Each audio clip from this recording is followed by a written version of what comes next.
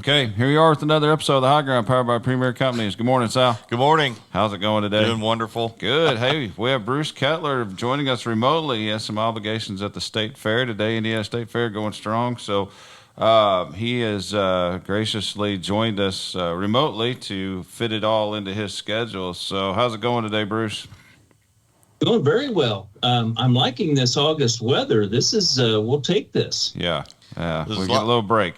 It's kind of nice leaving the house this morning about 5 o'clock or a little after, and it was comfortable, cool. It just felt nice.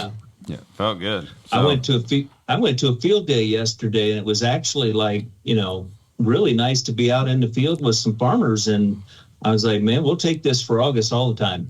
Yep. Yeah, cornfields in August are not necessarily where we want to be all the time. But yesterday wasn't bad. I was at a field day as well. So, hey, Bruce, we're going to start you out with the question of the day, as we always do. So your question of the day is an easy one for you today. If you only had 3 ingredients left in the kitchen and dinner was your responsibility, what would you want those 3 ingredients to be, and what would you make? Oh, my God. Okay, well, I'm going to give this a whirl. I don't know if this really qualifies, but, I'll try it. So my 3 ingredients would be some filet mignon, some good steak seasoning, and ground pepper. Nice. That'd be easy peasy. Different than what I was. That's different than what I was thinking. I was thinking more college days, but okay. Your college experience was different than mine. Okay. Well, I don't know about that. Yeah. All right. How would you prepare it? On the grill? I'm sorry? How would you prepare it? On the grill? Oh, yes. Yeah, definitely prefer to have it on the grill. Okay. Yes. All right. Do you have one of the new Blackstones that everyone's getting, or just the old-fashioned charcoal, or what do you have? I've had I had a Holland grill for a long time that I really liked and enjoyed. And about, 3 or 4 years ago, I guess, I got one of the Kamados.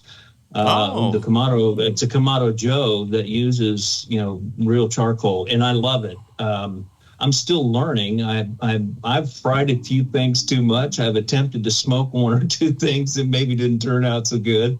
But I'm getting better. I could actually do steaks, and I can figure out how to get something medium for those that want a medium, and even medium rare occasionally. If somebody wants one like that, I'm working on it. I'm working on it.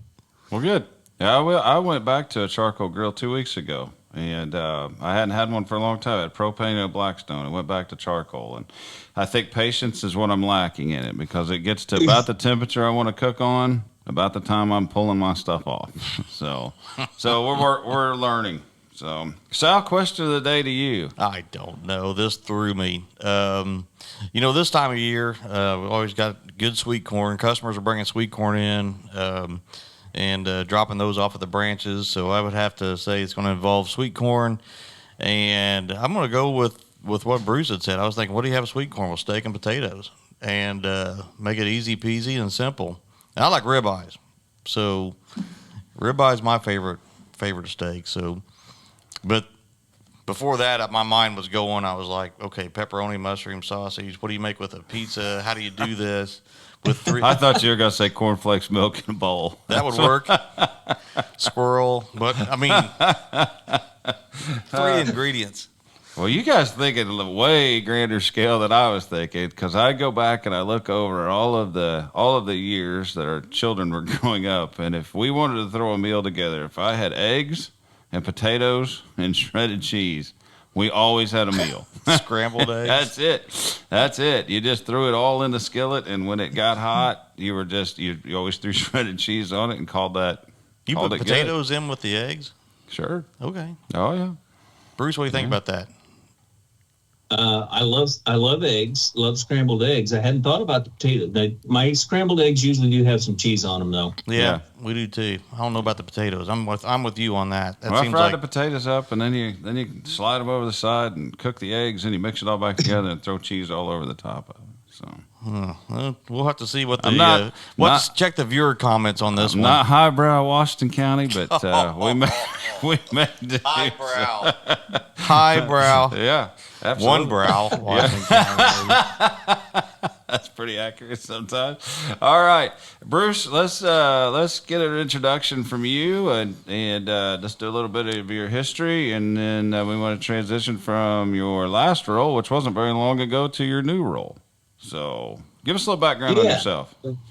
Yeah, so I grew up in Western Ohio. Did not grow up on a farm, but my both of my parents grew up on small dairy farms. So I had a little bit of the ag background.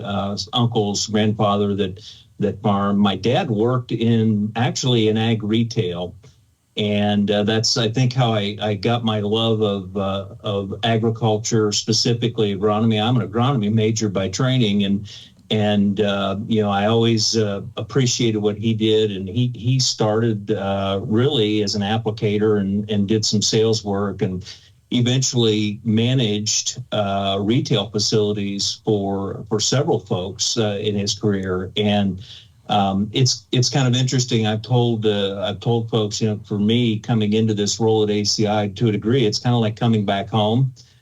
Because of that retail background that my father had, and understanding how businesses support the efforts of farmers.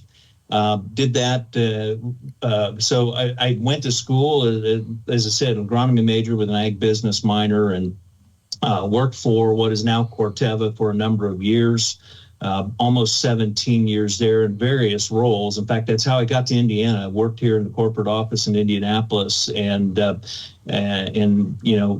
was a great experience. I did a couple things outside of agriculture for a couple years, and really realized that wasn't my passion, and my heart was really in the industry of agriculture. And that's when I went to Beck's Hybrids for about 11 years, again in various roles, sales support. Started out in agronomy support and their front sales counter. So I got to get back into some of my agronomy roots a little bit and talking with customers there, and love that. And the final 5 years I was doing industry relations work. So I worked with the commodity groups in the various states where they were selling seed, like the corn growers, soybean growers, had some industry relations work that way. And additionally, then worked on some special projects like with some colleges and other folks. So great experience, love the people. Did not expect to ever get a call to say, how about coming to work in state government? That was something that was very unexpected. But I've heard people say that when you get asked to do those kinds of roles, it sometimes makes you stop and think. And it certainly did for me. Was not something I was aiming to do, expecting to do. But I did have to stop and think. And it was a great role, a lot of really good people, the exposure to all the aspects of the industry of agriculture there, outside of, say, business and things that I'm doing now, all types of agriculture, all sizes, the economic development pieces of it, trade. That was very, very valuable experience, and I love my time with State Department of Agriculture. A lot of really good folks, and it really just was a great time. And again, I didn't expect this role to come my way, but it did, and it just felt like a really good move in terms of being able to again get back to supporting and really making sure that the industries, the companies, the businesses that support our farmers are strong. They have to be that way. There's things like the Farm Bill, for example. We think a lot about what that means for the farm and for the farm community, and rightfully so. But without companies like Premier Ag and others that service, supply, sell, buy the production from farmers, our farmers aren't going to be as successful either. So it's really a whole circle, the proverbial circle, and the ability to be able to come into the Agribusiness Council of Indiana and continue to support that, to grow that effort, because I think what the businesses that are in ACI do becomes more important all the time. And it really just felt like a really good time to be able to make the next move. Yeah, I tell you, we're glad to have you there, Bruce, because it's really important for just not just us retailers in Indiana, but I guess no matter what state you're in. There's the Ag Retailer Association National, but then there's also state-specific associations, which is very important to have those trade associations to be strong and work in the state house and work with regulatory folks, and there's such commonality with all the problems we face, whether it's infrastructure, whether it's supply chain. We've been doing the podcast now, the High Ground, for a year and a half, and I think supply chain issues have been one of the main topics. And how do we how do we address that? Yeah, sorry. So, I agree. You mentioned, like ag retailers and Fertilizer Institute. Those folks have a national or a federal view. We work as state associations very closely with those folks. We're always providing input into policy efforts. But it is important that at the state level, organizations like ACI are also involved in policy and the rules and understanding what that looks like, because a company like Premier and all the things that you're doing, whether it's in your energy sector or in crop protection, fertilizer, et cetera, feed, et cetera, there are state rules and regulations and things that you have to work on. And so it allows us as an organization to be able to work with the companies in the state of Indiana and do that effort more locally to make sure that we're doing the right things locally for the companies that are our members. So, Bruce, you've been on the as the CEO and president of the Agribusiness Council of Indiana for a short amount of time. What are feedback from members? I mean, as far as organizations like this, are they growing? Are people feeling like they're trying to lead this charge on their own? We hear about companies growing larger. We know the farms are growing larger. There's a lot of consolidation, how are you staying relevant to companies who say, I think I can represent myself in a lot of these facets of legislatures and policies, and we put our own name out there. What do you see that change coming, and how do you drive them to say this organization can provide what you need? Yeah, boy, it's a great question and a really important comment, Brian. And I think it is one of the challenges that as an organization we do have. Let's take the policy realm as an example. You're exactly right. When you look at our membership, consolidation has really taken membership down. I mean, but it's nothing new in the industry. As you mentioned. But let's just take the policy piece, for example. So we've got members from, very small, some would refer to them as mom and pop businesses, to the global multinationals. And, a lot of organizations are big enough that, for example, in policy, they can have their own team of people or some folks working on a piece of the policy. They do those things, they get involved, and they can do them. So that makes it a challenge for us as an organization, but I still argue that it's really important for all of those businesses to have appropriate representation, to have their voices heard on things like policy. And there are other areas that ACI works in that this is the case. And because I think it makes us all stronger. If we don't pay attention, or we're only worried about the big or whatever, then that's not good either. And so I think for us as an organization, one of the challenges we have is making sure that we represent all aspects of the industry, all size of business, all business models, and that makes it tough. But at the same time, I think when we do it right, it makes us better. A good example, ACI in the last year and a half has done a more formal piece of work with a policy committee around policy. And we've got all sectors represented. We've got all sizes of business represented. Again, a number of our members have staffs of people that do policy work, whether it's at the federal level, state level, or combined or both. But we come together on our policy efforts and look at the things that affect ACI members, and we agree this is what ACI policy is going to be. Now, that doesn't mean that it is 100% for everyone, but it's like a lot of things when it comes to policy and lawmaking and so forth, rulemaking for that matter. Sometimes you have to compromise. You have to have a little bit of give and take. And as long as you're advancing and making it better for the industry as a whole, or for business as a whole, in the case of ACI, then it's the right thing to do. And it'll continue to challenge us to make that happen and make sure we're doing that. But I think we can. I think we can go to the State House, for example, and we can say, this is ACI as a group, this is our policy.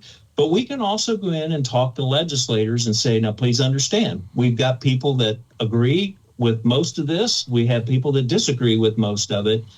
But in order for us to make sure that the industry is moving forward, this is the appropriate policy from our perspective.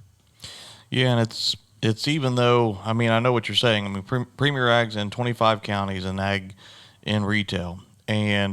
But yet, even though we have competitors in those same counties, they're not necessarily all competitors. It may be trucking. It may be the feed businesses that have trucks that run. We all drive over the same bridges, and that's right. And we all use the same infrastructure to import or export, the same rail, the same locks down here in southern Indiana along the Ohio River, same commodities. And so there's so much in the ag industry that we can all stack hands on those issues and say that this is common amongst all of us, even though we compete, even though we are maybe not necessarily competitors, but yet we're alongside each other in the market. These are all issues that we have to have addressed, and to have a strong state organization. And then there's other times when, to your point about the state organizations the state associations not lining up, sometimes our state may not line up with some of the national issues. I remember back whenever I was on the ACI board, after West Texas, ammonium nitrate. We don't use a lot of ammonium nitrate in Indiana. That's not a critical component of what we do up here, but in the South, it's a big component. And we found ourselves kind of an outlier with some of that fertilizer argument about having products or which products and how to manage them. So that's good that you're building up a stronger association in Indiana to represent the whole industry. Well, I think you bring a very good point, Sal, is there are a lot of things, you mentioned roads and bridges and locks and dams and all those things that are common.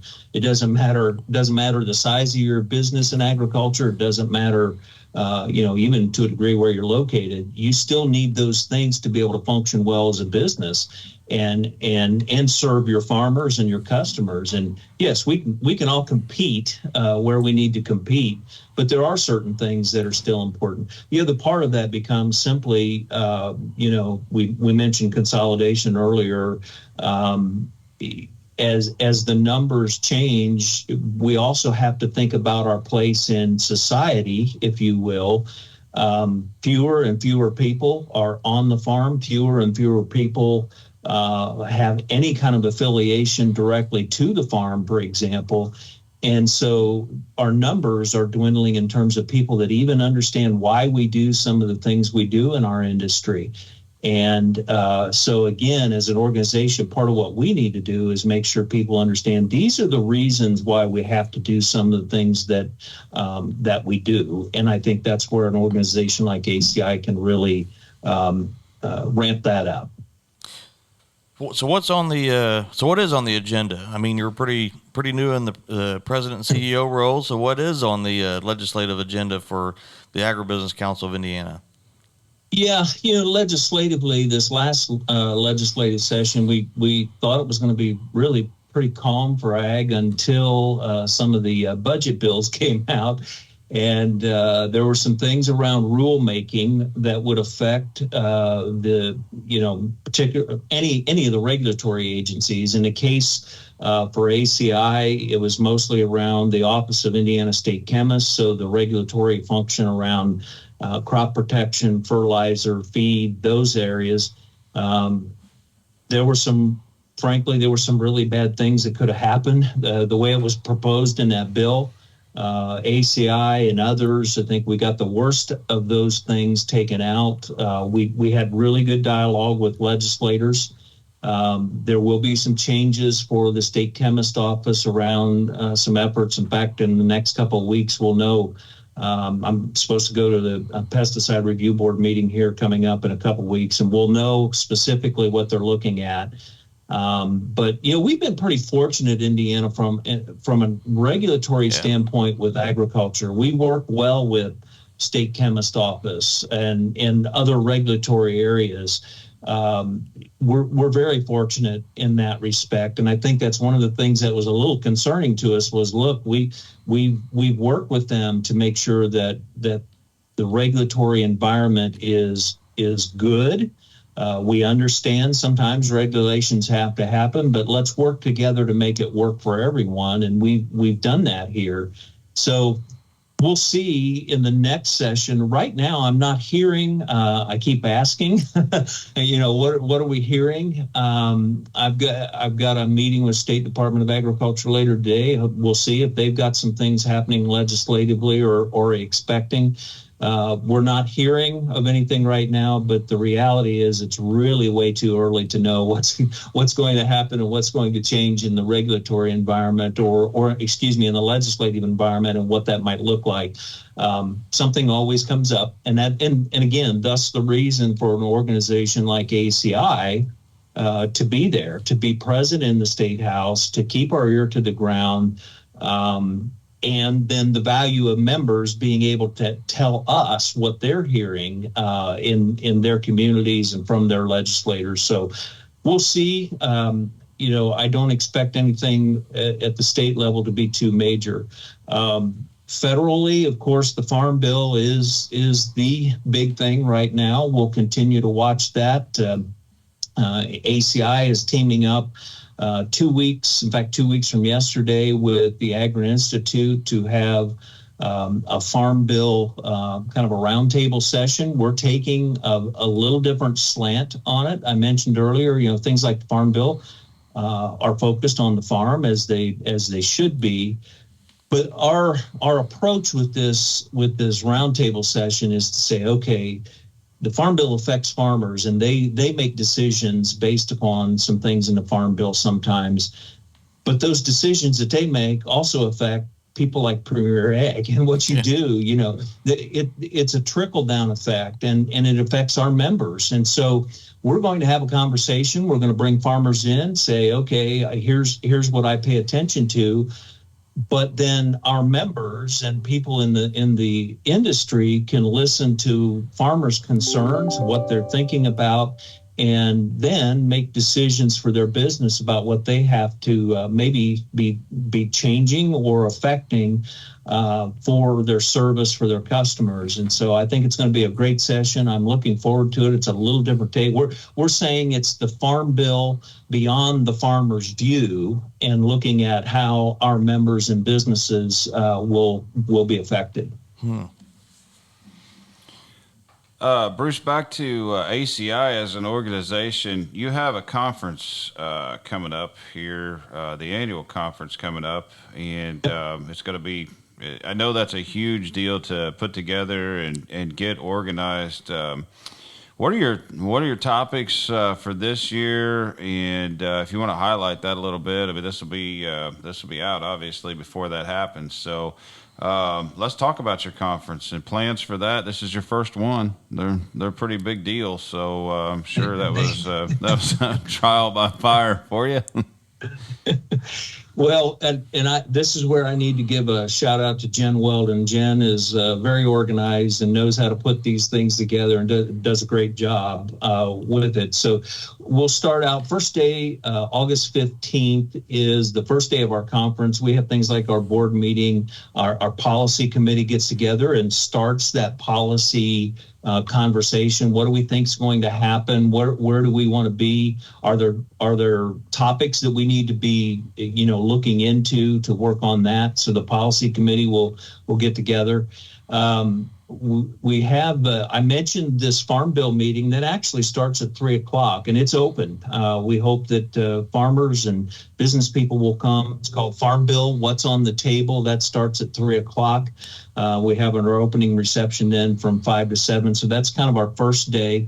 Then when we go to the second day, this is really where we get into some of the meat and potatoes, if you will, on some of the things that we're doing. We break it down pretty much to identify the sectors of our membership, but we have some overall sessions as well. So I'll just kind of go through those. We start out first thing in the morning. We're going to have a panel on we're saying it's on network security, but it's even more broad than that because companies like Premier, the amount of data that you handle, some is internal to run your business, but you've got customer data on hundreds or thousands of customers. And so we're going to talk about the security, cybersecurity in agriculture. We're bringing in somebody from the FBI that works on a lot of ag issues, and there's a lot of concern about what bad actors could do if they got data in agriculture. We're going to have somebody from Homeland Security. Then we've got experts in insurance and companies that work with other companies on cybersecurity and how to make sure we're doing the things that we can do to make that happen. I'm really excited, looking forward to that. Then I mentioned those rooms that we have. We've got a grain room, an agronomy room. We put seed and feed. We've got some different things. I'll just highlight a few there that I think are good. We've got some great economists coming in on things like fertilizer, what prices are going to happen. Feed ingredients is an area where there's some new possibilities coming in, and biologicals, and there's talk about can we put hemp into animal feed? What does that look like? We're going to do an economic outlook on agriculture to do that. I think, Sal, you mentioned Ag Retailers Association CEOs coming in to talk about what's going on with the EPA, what do we expect with waters of the U.S. and all these other things that are coming up.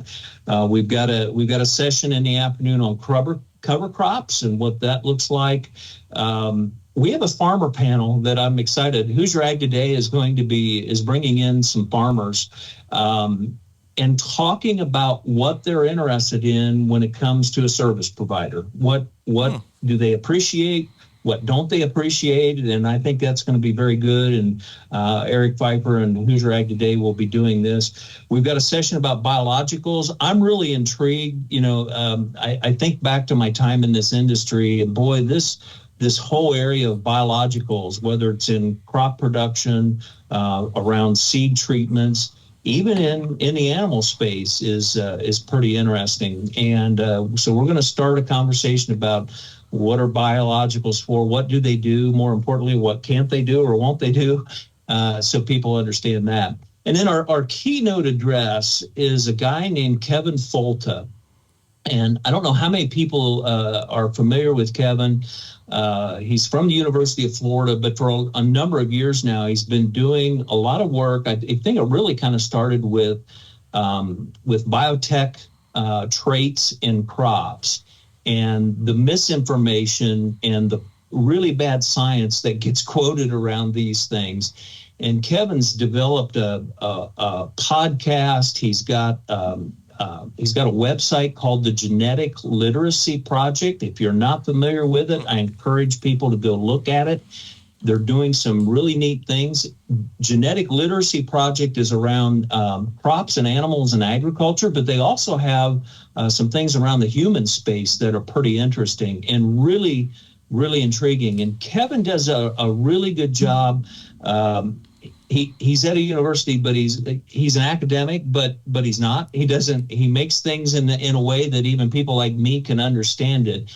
And he's going to be our keynote, and talks about controlling the public perception of agriculture. And it's an intriguing title. This should get people who want to join. How to control the public perception of agriculture: tips from hostage negotiation, Aristotle, and other things that are interesting. So I'm not sure how Aristotle fits into that, but Ryan, you might be able to help me understand how Aristotle will fit into it. We'll talk about it that day. How's that sound? Well, it sounds obviously like a great event, and we want to highlight. I wanted to highlight that August 15th and 16th for sure, and it's at the Embassy Suites Conference Center in Noblesville, Indiana. So still time to register, I believe. Yep. And rooms available as well for the conference. And so if you want to partake in the Farmer Roundtable and some of that stuff in the opening evening ceremonies and then be there for the next day, you can stay right there on site. So it sounds like a great event for sure, and hoping to drive even more awareness to it and get some more registrants for sure. So other things that you want to discuss, I know the role has been new and and it's probably somewhat overwhelming. On days I've seen you at Farm Bill events. I know you're going to the state fair. We run into each other at different industry events, so I know you're out and about. Other things that are on the front of your mind. Or maybe we're back to the middle of your mind at this point in time. Well, it's good to know that I've got one, and you. So, so I'll just as I get out and around, and I'm trying and want to do more, because listening to people and talking to them on their turf is where you really find out what their concerns are. And one of the things that I don't hear as much, but it's something that I feel really impassioned about, and I want our members to become more passionate about as well. And that is about telling our story. I think it's as I talked to the board, as I was interviewing for the role, it became real apparent to me that the ACI board understands that we've got to figure out how to elevate ACI and what we're doing. There's a lot of great things going on, so we just need to ramp it up in terms of our awareness of what we're doing. But that also goes to our membership, and I'm hearing and seeing this more. What I hope to be able to accomplish is not only taking ACI, getting our name out there, making sure we're involved in these policy discussions and all those things that happen, but I want our members to start figuring out how they're going to tell their story too. Our members have a great story. Farmers have a great story. But I think to a degree, for too long, quite honestly, in my opinion, we all in the industry have just said, let us do our thing. Let us keep our head down. We don't want to bring it up above ground. So it's like the whack-a-mole game. But I think it's time to stop that. Honestly, I think it's time for all of us to open up our business doors, bring in the community, talk to people about what we do, tell community members why we have trucks and application equipment and so forth rolling in and out of a facility maybe at 10, 11, 12 o'clock at night. It's just, we've got to tell our story. And so ACI is going to start doing more of that. But I want our members to start figuring out how we're going to do how they're going to do the same thing. And it's okay to keep your head down, but at the same time, if you don't tell your story, somebody's going to tell it for you. The proverbial, if you're not at the table, you're on the menu kind of thing. And I think it's time that in our industry, we start sharing what we're doing. It's one of the things I appreciate about things like the podcast that Premier's doing. You're telling your story. You're telling what you're doing, not only to your customers, but to people that may not be your customers. But I bet there's a ton of people that are finding out more about Premier Ag than they ever knew, and things like podcasts can help with that. And so we need to find the tools for our members to do more of that. Okay. Great. Ryan, that's all I've got. Do you have anything else? No, Bruce, thank you so much. We're probably gonna call on you to be a guest again sometime. It's always enlightening, and certainly glad to have you in your new role, and wish you all the success for sure. And we'll put that conference data up on this broadcast as well with some specifics, and hope to see several there. So appreciate you being here. Thank you for having me. Glad I earned a potential next trip. That's always good. There you go. Appreciate that. Exactly. So, all right, we'll wrap it up. Thank you, Bruce. Have a good day. Bruce. Enjoy your day at the Thank State you. Fair with the good weather. And that's another episode of the High Ground, powered by Premier Company. Thank you.